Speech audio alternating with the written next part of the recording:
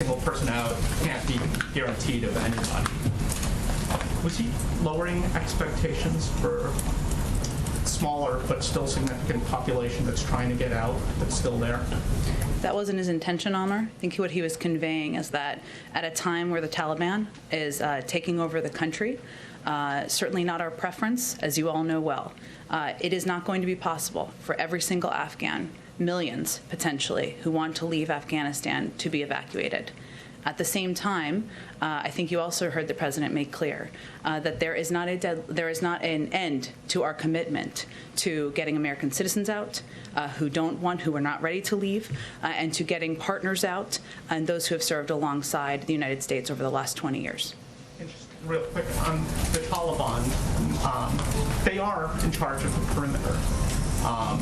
For the suicide bomber to get in, they would presumably have to get beyond a Taliban guard.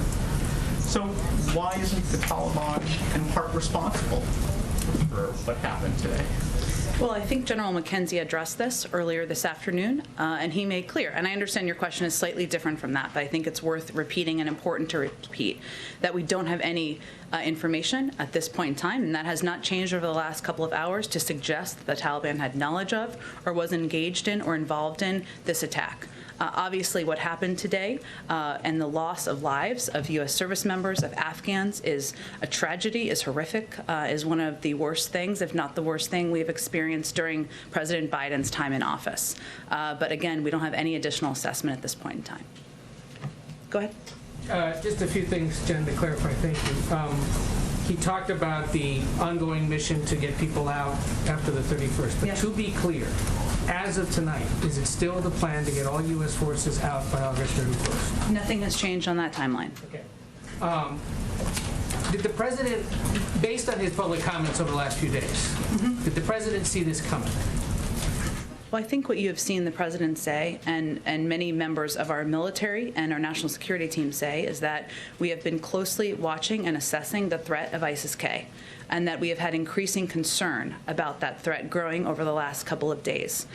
So this has been a concern that we have been watching, and we saw, of course, the tragic events happen today. And what does today's attack say about the U.S.'s ability to keep the terrorist threat in check once the U.S. pulls off military forces out of Afghanistan? Because this is something he talked about in early July when he reiterated what the plan was. You're right, and I appreciate that question. I think it's important for people to know and understand that the threat that is posed by having thousands of U.S. military on the ground, still currently on the ground, implementing a mission, committed to a mission, as you heard General McKenzie and the president also say, that is a threat. They are a target.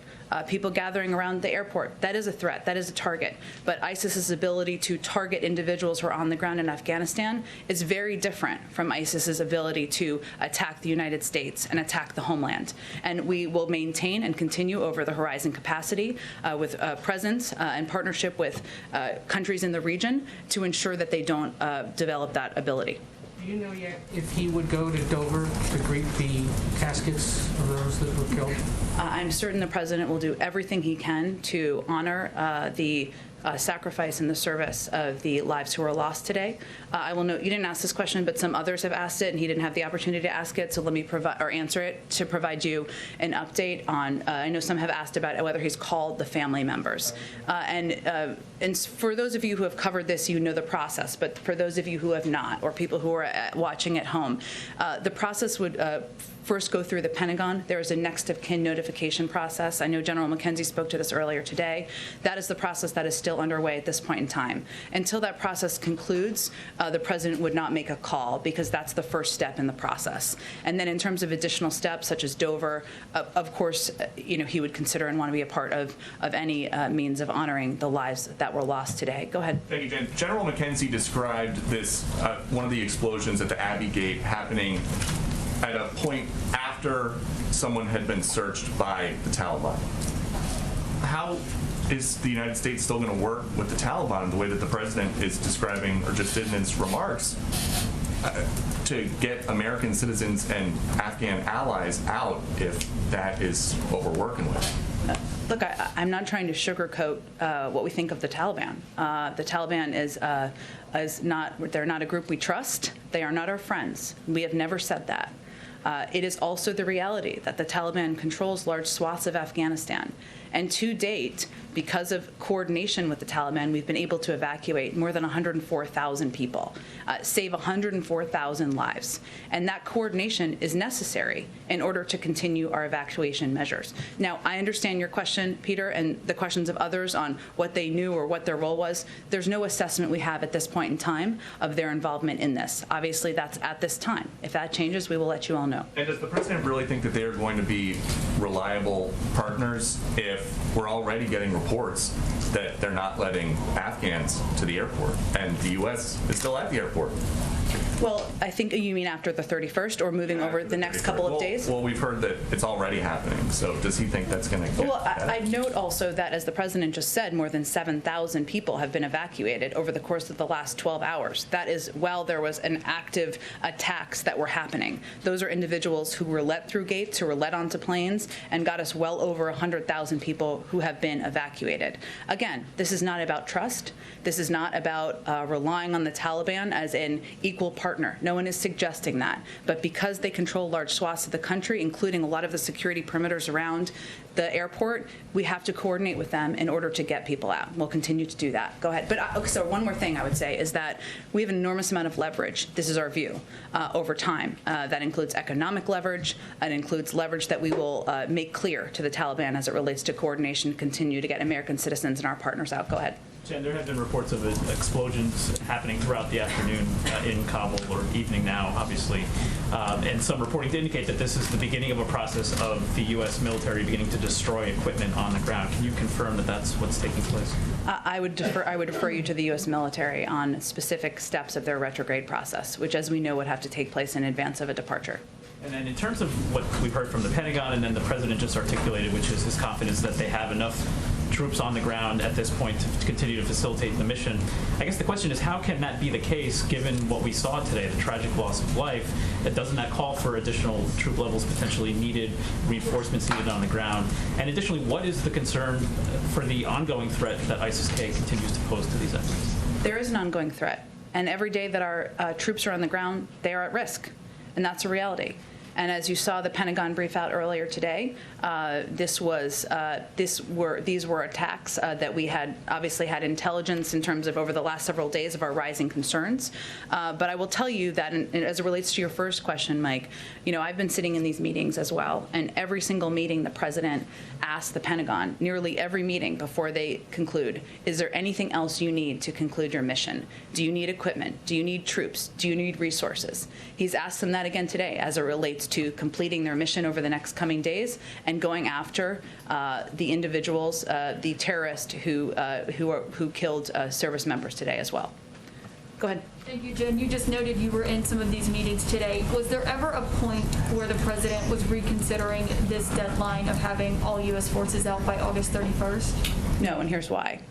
The president relies on the advice of his military commanders, and they continue to believe that it is essential to get out by the 31st. That is their advice. And there are several reasons for that. One is the ongoing threats, and the second is that we want to be able to have the ability to get individuals out who have been partners of ours after the 31st, and they believe the best way to do that is to stay on that timeline at this point in time. And does the White House still anticipate that those flights of mass evacuations will end before the actual 31st? I'm not going to get into an operational timeline of when the last evacuation flight will be, and I don't expect the Department of Defense will do that either. We will let you know, as we have twice a day, as we have updated numbers. One more question. Is there an alternative plan being discussed for how to get these people who are seeking to leave to the airport, given it is potentially perilous to go and wait outside the gates right now to get in?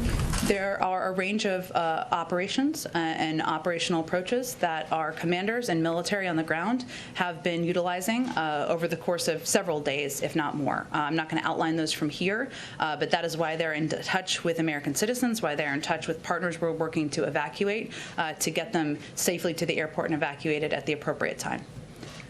Go ahead. Is it your opinion that the president has the authority he needs from Congress or wherever else to continue operations beyond August 31st? He kind of talked about pursuing ISIS-K wherever, whenever he needs to. Is there any expectation that he'll need any additional authority to do so? I don't believe there's an expectation of additional authority needed. And what about for military commanders on the ground? Will they need to come back in order to conduct counterterrorism operations, in order to do anything of the sort? Well, again, as the president just said in his remarks a little while ago, he's asked them to draw up plans. The president was, I don't think he could have been more clear about the fact that he believes we will not forgive, we will not forget, and we will hunt down these terrorists and kill them wherever they are. He's asked them to draw up plans. Whatever they need for those plans, he is committed to delivering on, but I don't have anything to outline for you today on that. And is it possible to do that with no military troops, no military bases in the surrounding countries around Afghanistan? Again, I would note for you, Trevor, as you know, you've covered these issues quite closely. We have a range of counterterrorism capacities in a number of countries around the world where we don't have military bases. Obviously, I'm not going to outline what their approach would be from the military. I will leave that to them to take and leave it to them to outline anything on their timeline. Go ahead. Jen, you mentioned about the increasing concerns about this terror threat. The president just 2 days ago said each day of operations brings added risk to our troops. Today we saw the deadly consequences of that. If the risk grows tomorrow and keeps growing the next day and beyond that, how should Americans feel about this operation continuing right now for the coming days? Well, I would say first, you heard General McKenzie convey clearly that they had every intention of continuing this evacuation mission over the coming days, and that they plan for incidents of these kind, to the degree that they can. They have every intention to continue. The president has regular consultations every day, multiple times a day on days like this, about how they see the circumstance on the ground. But that is our expectation at this point in time, that it will absolutely continue over the coming days. And can you give us some details about how the president spent his day? He was scheduled to get briefed in the 9 o'clock hour by his national security team, and that's when the first reports were coming in of this. Walk us through what he did over those coming hours, just some color behind the scenes today. Sure. For people who are watching, color means additional details of what he was up to. I will say, Karen, that the initial reports of the attacks came in as members of his national security team were gathering in the Situation Room for a regular meeting with the president. So they were just gathering and sitting down. So those and gathering in the room, those initial reports came in at that time. As the president arrived in the Situation Room, one of the first updates he received, of course, was about the attacks on the ground in Kabul. This was a developing situation, as it has been through the course of the day, and through the course of his briefing with his national security team this morning. His commanders on the ground also and in the region gave regular updates as they learned more information.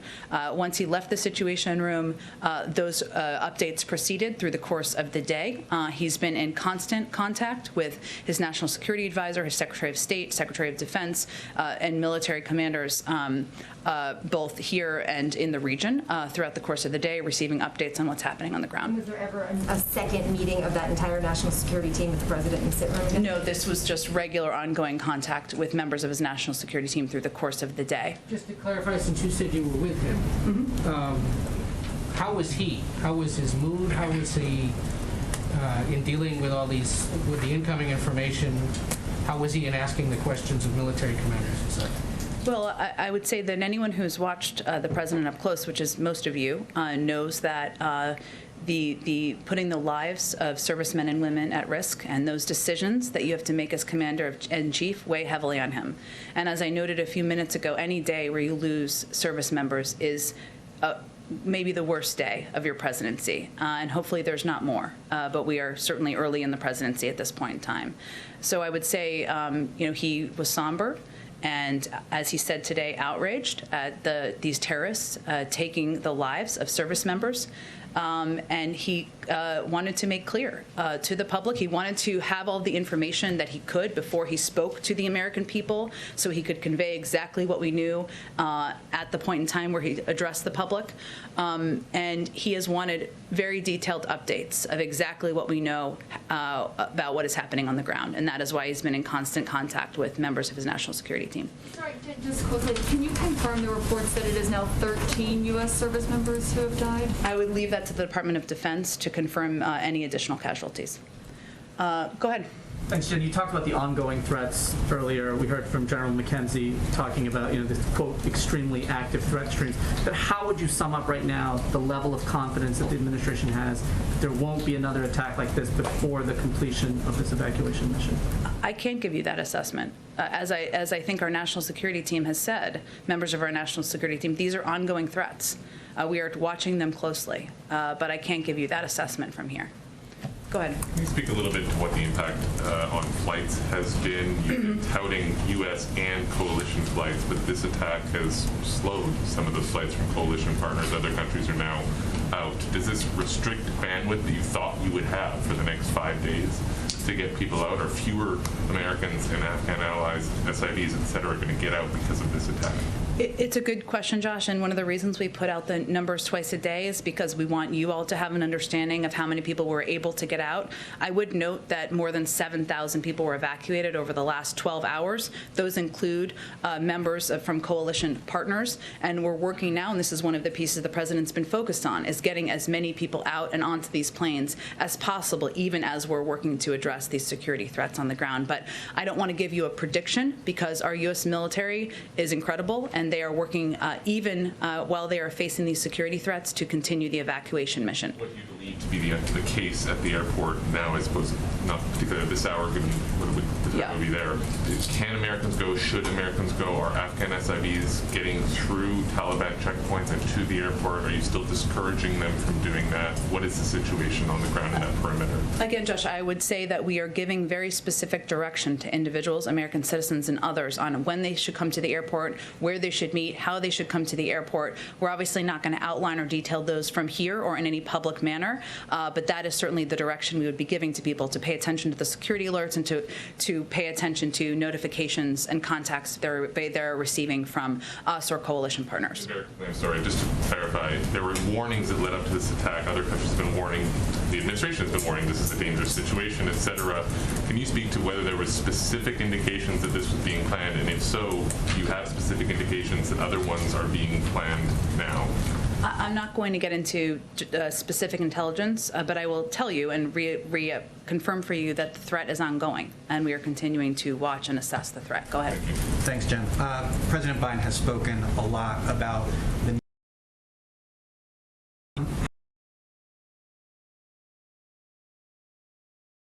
if you are still, or if the United States is still. Well, first I would say this is a specific case today where 12 individual service members and 15 who were wounded today. And certainly I would expect any president of the United States would be clear that he will avenge those deaths and the acts of terrorists. And I don't think that came as a surprise to anyone. But the president stands by, as he outlined to all of you just in the last hour, his commitment to bringing an end to this war, as he has implemented over the course of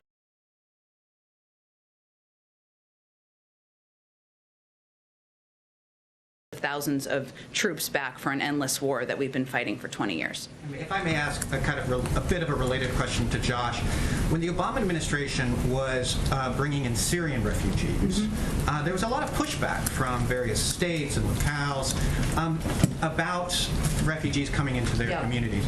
How do you see that situation this time around? Is this going to be different, or do you anticipate those same kind of pushback and hard feelings? We will see. But I will tell you that what we have been working to do is to work closely with governors, with localities, with local leaders to give them detailed briefings on what our vetting process looks like, what the background check process looks like before any individual comes into the United States. And that is a background check process that's thorough before they are allowed to come in and step on U.S. soil. We also know that there are some people in this country, even some in Congress, who may not want to have people from another country come as refugees to the United States. That's a reality. We can't stop or prevent that on our own, but we are going to continue to communicate our intensive vetting process, and we've been working hard to do that behind the scenes, and we're going to continue to convey clearly that this is also part of who we are, part of the fabric of the United States, and not back away from that. Go ahead. Thanks, Jen. There is an American that's been detained by the Taliban since last year. His name's Mark Freerichs, and I'm wondering if the administration has been in negotiations to release him as part of these broader negotiations with the Taliban. We certainly raise his case in every opportunity, and it has certainly been raised, but I don't have any update on that case. And then you've said that there's a threat for these remaining days that U.S. troops are in Kabul. Are there any additional precautions that are being taken to protect these troops? Obviously, you're not going to send in additional troops, but are there any sort of other precautions that are being taken? I don't think I'm going to get into operational details of what is happening on the ground. Certainly, there are steps taken to protect our troops on the ground by the commanders who are leading the efforts on the ground. Go ahead in the middle. Oh, go ahead. Thank you, Jen. Just last week, the president said the following. We made it clear to the Taliban that any attack on our forces or disruption of operations at the airport will be met with swift and forceful response. Was this an attack? Were our forces targeted? Was this at the airport? Were our operations disrupted? And if indeed it was, would this qualify as a swift and forceful response? I think the president just addressed exactly that when he said we will not forgive, we will not forget, and we will hunt you down. When he spoke just an hour ago. Bombers, people who live so that they can kill themselves? He was referring to the attack of terrorists from ISIS-K who launched this attack and killed U.S. service members. I don't think he. Going after them regardless of whether they attack service members. I don't think he could have been more clear. Go ahead. Yes, Jen.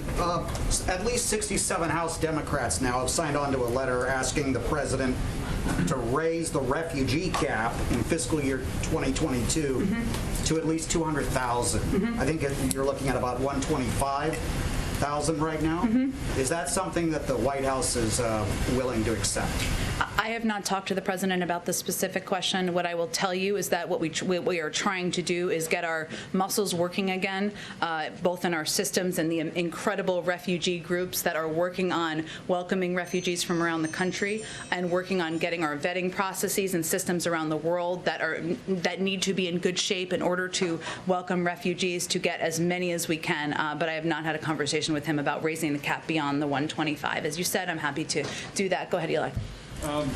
Given that Kabul has been the only departure point in the country, I wonder if the administration knows how many of the American citizens left, the green card holders, SIVs, that are in the country still are outside of Kabul, and if there have been or may be in the future efforts to go out and rescue people from those more far-flung places. Yes. On your latter question, I'm not going to get into more details, and will continue to be. On your former question, the vast majority are within the Kabul vicinity. But as the State Department provided an update a little bit earlier today, but I know there's been a lot happening today, so let me just reiterate a couple of these numbers. Of the 1,500 that they briefed on yesterday, roughly 500 have been evacuated. And so we're talking about roughly an additional 1,000 that we believe remain in Afghanistan. And the vast majority, over 2/3, informed us they were taking steps to leave, and we are in touch with. That is what we are working through and what we are focused on every single day. So just to be clear, you're saying that those missions, even if you have to be vague about it, they have taken place at times? I'm not confirming if they have or haven't. I'm just going to convey to you, I'll leave that to the Department of Defense. What I will tell you is that we are committed to getting American citizens home and out of Afghanistan should they want to leave. And that includes people around the country. Go ahead. Thanks, Jen. Earlier today, General McKenzie said that right now they are focused on other active threats to U.S. service members there on the ground. Are all the threats the U.S. is currently facing from ISIS-K? Are there other groups that may be bad actors? I'm just not going to detail additional information about ongoing live threats. And do we know if the president still feels as though the chaos and the violence that we've seen there on the ground in Kabul was all unavoidable, even at this point? You mean from about 11 days ago? Yes. Well, I would say, I've spoken to this a few times. If we go back to 11 days ago, if that is your specific question, we certainly didn't anticipate that the leadership, the Afghan government, would leave in the manner, or would topple in the manner and the timeline that they did, or that the Afghan National Security Forces would cease to protect the airport and parts of Kabul. That is not what we anticipated in that timeline. That is true. What I will say and reiterate again is that within 24 to 48 hours, we had secured the airport, and since then we've evacuated more than 104,000 people. Go ahead. How would you describe the relationship right now with the Taliban in light of the attack, and are they still helping out with security? What's their relationship right now? Again, this is not a friendship or a relationship where there is trust. It's based on trust, but we are continuing to coordinate to move American citizens, to move Afghan partners and our allies out. And the fact that we have evacuated 7,000 people in the last 12 or 13 hours now is evidence of that. Go ahead. Thanks, Jen. So 2 Republican senators so far have called on the president to resign over the attacks in Afghanistan today. What's the White House's response to that? I would say first, this is a day where U.S. service members, 12 of them, lost their lives at the hands of terrorists. It's not a day for politics, and we would expect that any American, whether they're elected or not, would stand with us in our commitment to going after and fighting and killing those terrorists wherever they live, and to honoring the memory of service members, and that's what this day is for. Go ahead. Hi. Thank you. Yesterday, when I was leaving the White House, I spoke to a group of men at the White House gate who said that they were service members here in America in our armed forces, various branches. They had their photos on posters, and they are seeking help for their families. We've prioritized which groups we are helping, namely those who have helped us in the mission, but they are not. They're currently in military, but they are not people who fit the description or the criteria for getting assistance. However, in our interview, they told me that they are getting assistance. Can you speak to this prioritization and who really is eligible to get assistance going forward, considering what happened today? I know you've already spoken to it, but can you drill down a little bit to make sure people know who we are allowing into the country at this point? I'm not sure that I totally understand your question, but let me do my best.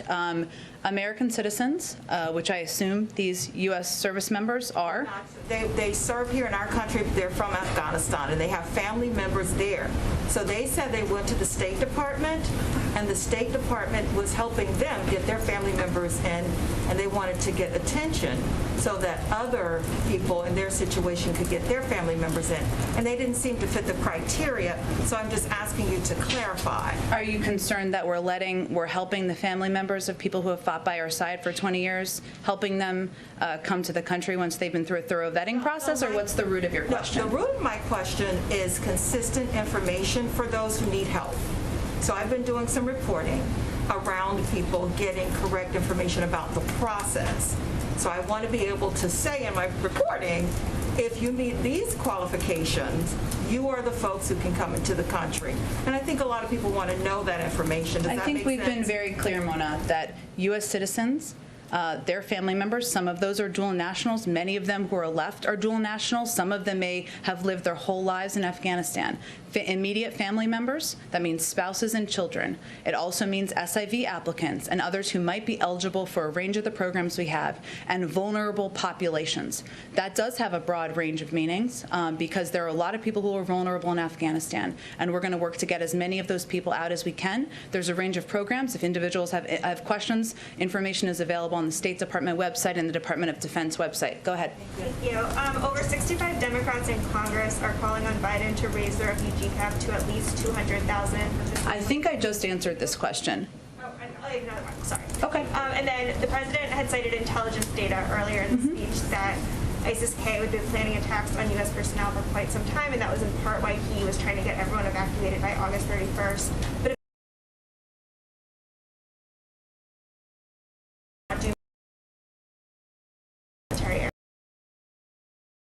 I would say that we have, over the course of the last 11 days, evacuated more than 100,000 people. And that is a credit to the U.S. military and the men and women who are serving, who have been able to conduct and oversee this operation and done it at great risk. And that was an operation that began, again, just 2 weeks ago. Before that time, we'd also evacuated a number of people. I can't speak to what the difference of the ISIS threat would have been, but obviously that has been increasing over time, which we have spoken quite publicly about. Go ahead. Thank you very much. Despite the lack of true trust that you and the President and everyone is highlighting in this relationship with the Taliban, which is understandable, having said that, there's been a remarkable level of cooperation. I mean, something no one would ever possibly have imagined, whatever, even a month ago. And as the President was saying, it's actually ongoing now, despite the incident. They're, kind of helping try and deal with this. Given that, after the 31st, is it actually conceivable that there could be some kind of longer-term relationship on the mutual interests that the President talks about, security, humanitarian aid, and whether you call it recognition or not, you're basically working alongside the Taliban authorities in Afghanistan long-term? Well, I would say first that we will continue to work to get people out of Afghanistan even after the 31st, and we will need to coordinate with the Taliban in order to do that. I'm not going to label that a partnership or anything other than continued coordination. And we, again, believe we have a great deal of leverage in order to implement that commitment. On other issues, beyond the evacuations, let's say that gets done, hopefully it is done. But there's going to be all sorts of other things. There's going to be the security, the terrorism, the humanity, from their point of view, the humanitarian aid. Could you see this kind of mutual interests agenda continuing with them? I don't want to get ahead of where we are. Obviously, we are committed to continuing to deliver humanitarian assistance to the people of Afghanistan. There are a range of international partners who are committed to doing the same thing. The United Nations also will continue to have a presence on the ground, which will be a mechanism for delivering a great deal of that assistance. And I would just reiterate again, we would need to have a continued coordination in order to continue to get people out and evacuate them, as we are going to plan to do after the 31st. Go ahead. Well, go ahead, Shelby. Thanks. I just have two for you. This morning, Kirby tweeted that the evacuation operations in Kabul won't be wrapping up in 36 hours and that they'll be evacuating as many people as they can until the end of the mission. What does the administration define the end of the mission as? Is it the 31st, or is it once we evacuate everyone that the administration has promised to get out? The end of this mission, yes, the 31st. But our commitment to getting American citizens out who may not be ready to depart continues. There is no deadline there's no end of that timeline, I should say, to getting our Afghan partners out. And I think he put out that tweet, John Kirby, as the Pentagon spokesperson, put out that tweet because there was a great deal of reporting that was inaccurate, that we were ending evacuation flights tomorrow, and that is not accurate. And then just one more. The president promised earlier that they'll continue to get any American who wishes to get out of Afghanistan out even after the 31st. How is the administration going to ensure the safe evacuation for U.S. citizens without troop presence when, even with troop presence, we just saw this attack happen? Well, again, over the last 11 days, we've evacuated 104,000 people, including the vast majority of Americans who are in Afghanistan. But our commitment does not end, right? We are continuing to work to get every American citizen who wants to leave out before the 31st. We will need to continue to coordinate with the Taliban in order to get people to the airport and out from the airport. Those operational details and discussions are ongoing, and as we have more to report to all of you, we will provide that information. Go ahead. Thank you, Jen. Moments ago, you said that the commitment doesn't end at the end of the month, and that despite August 31st, the commitment remains. During his remarks moments ago, the president said that we were going to try and get, quote, as many people out as we can. Is he trying to prepare the American public for a sort of harsh reality that some Americans might still be left on the ground there when we leave? There are some Americans who may not have decided to leave by the 31st. That is possible. Many of these Americans who remain are dual citizens. They may have extended family members, 20 family members, 30 family members, others who they want to bring with them, and they're not ready to make that decision yet. Our commitment to them does not end we will continue to work to get them out. But his objective and focus and laser focus, which he asks for many updates a day on, is getting every American who wants to leave out now in the next few days. That is what our U.S. military is working to deliver on. Jen, go ahead. A quick follow-up to that. What are those Americans supposed to do on September 1st?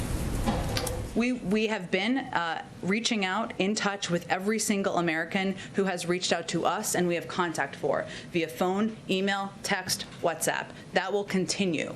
That will continue. But our focus right now is on getting every single American who wants to leave out in advance of the 31st. Jen, go ahead. Jen, given that you had intelligence about the attack, even as I understand it, down to the very gate, but weren't able to stop it, what hope do you have of thwarting further attacks that the President told us just now, and I quote, were inevitable? And if not, isn't the decision to stay potentially the wrong one, is my first question. I got a quick follow-up. Sure. Well, I would say first that General McKenzie spoke to this earlier today, our version of this question, which is a very good question. And what he conveyed clearly is that they are committed, our U.S. military is committed to continuing the mission despite the fact that there are daily risks and despite the fact that there are ongoing threats. That speaks to their courage, that speaks to their commitment and their service to this country. Obviously, anything they need, anything that the national security team needs, our military commanders on the ground need to thwart, to prevent these attacks, to go after terrorists, they will be granted. But I'm not going to get into more details than that. And just secondly, you mentioned earlier, I think in an answer to Caitlin, that there were other operations or methods of getting Americans to the airport, particularly given what's happened today. What will you do for the thousands or tens of thousands of Afghans with and without visa papers who were finding it impossible to get to the airport prior to the attacks today and who will now be presumably even more full of fear and confusion as to how they could possibly get out? What do you say to them? We are also in touch with many, many of them, and we are giving them clear instructions on where to meet, when to come to the airport, how they can get out and evacuated from the country. We are also mindful in providing security threats when warranted, as we did last night, to prevent a large gathering that would be a greater attraction to terrorist threats. But we are, for individuals who are eligible for our programs, whether they are SAV programs, P1, P2 programs, other vulnerable Afghans, we are continuing to work to get as many out as we can, and we will continue to work with our partners and allies to continue to get them out. Go ahead. Can I follow up on that? It seems like right now Americans and Afghan allies still in Afghanistan are facing two choices. Either they stay where they are and risk being hunted down by the Taliban, or they try to get to the airport and risk being blown up by ISIS. How does this evacuation mission continue without evacuees risking their lives? We are in direct contact with every American citizen we have contact information for. Email, phone, text, WhatsApp. And we are working with each of them and their families on an individual basis on how to get them evacuated to the airport and evacuated. That's the process. I'm not going to get into more details about how that works because it's not in their interests. It's not in the security interests of our troops or the individuals we're trying to work to get evacuated. Go ahead all the way in the back, pink shirt, yeah. Has Joe Biden spoken with any foreign leader after the attacks in Kabul? Today, I will have to check on that for you. That's a great question. I'm not sure he has today, but I will check on that for you. And as you all know, he's going to be meeting with the Prime Minister of Israel tomorrow.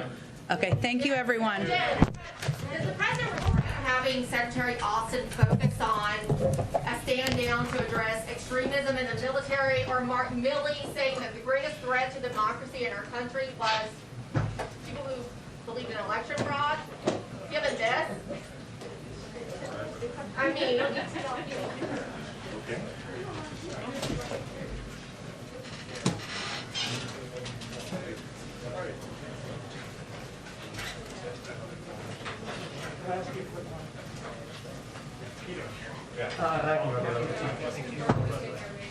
Yeah.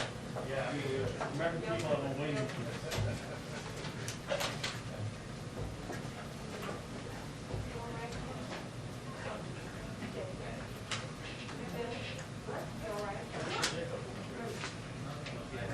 put it on there. Yes.